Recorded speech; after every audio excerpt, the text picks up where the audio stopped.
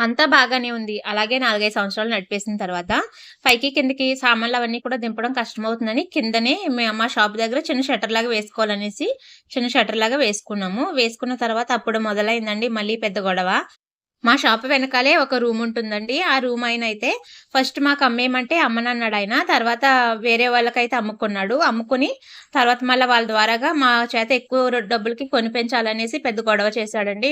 మా రూమ్ ముందు మీ షట్టర్ తీసేయండి మేమే యేసుకుంటాము అనేసైతే పెద్ద గొడవ చేసాం. ఆ టైంలో అయితే మా కాలనీ వోళ్ళందరూ కూడా మాకు చాలా సపోర్ట్‌గా నిలిచారండి.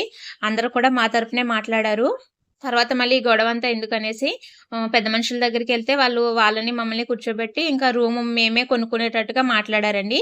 కానీ రూమ్ రేటయితే అప్పట్లో ఆ రేటయితే లేవు. ఆ రూమ్ కూడా అస్సలు బాలేదండి. పైనుంచి వాటర్ లీక్ అయిపోయేది.